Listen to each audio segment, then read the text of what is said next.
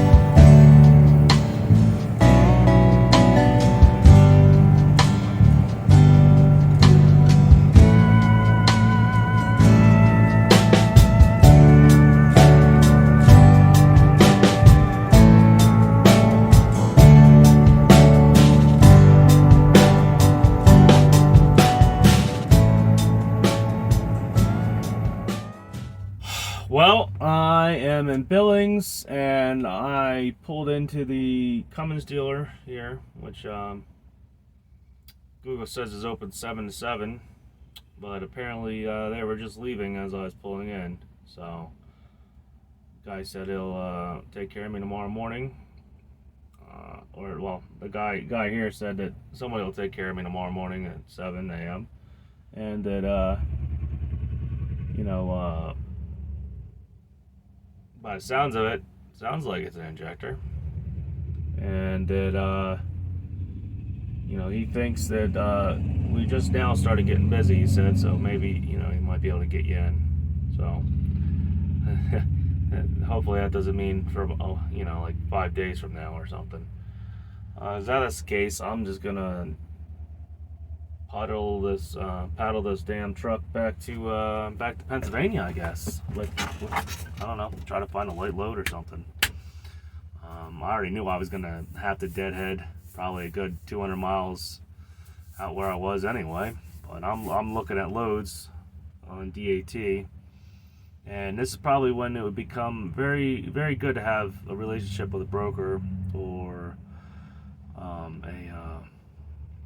well, you ain't gonna really get a direct shipper if your operation is out in Pennsylvania. You ain't gonna get too many direct shippers out in Montana.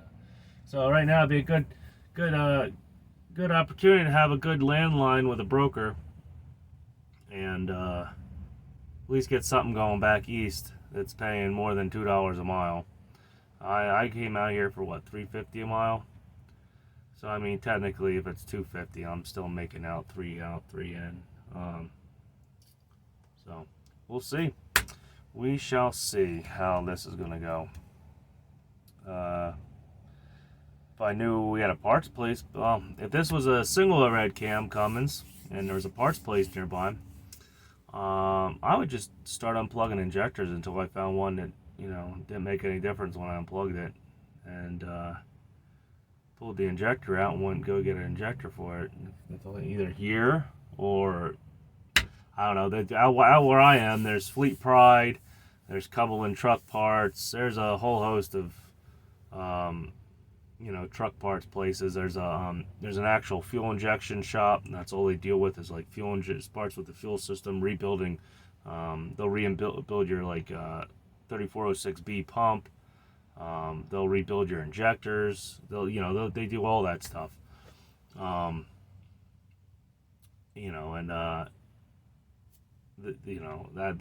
would have been the best thing to happen is have this happen out in my home, and I would probably take it down to Allentown there and probably have them throw a set of rebuilt injectors in. But it is what it is. I knew I was kind of having problems with it earlier, and he put some cleaner through it, and it went away, and I figured I was set to go, but apparently not. I just decided to take a crap. So that's the ways of trucking. Just for the hell of it, I'm gonna guess that the injectors are, here from Cummins are probably going to be anywhere from $600 to $800 a piece, and I'm gonna have to debate whether or not I want to replace just the one that's bad or replace them all. I really don't feel like throwing like six. Well, I don't know. Who knows? $6,000. I'm gonna say it's probably gonna cost about $6,000 if I get all the injectors done. I'd imagine. Really don't feel like throwing that at it. I remember when you pick up injectors for like $200 for a Cummins or something. So, yep, that's how that's gonna be.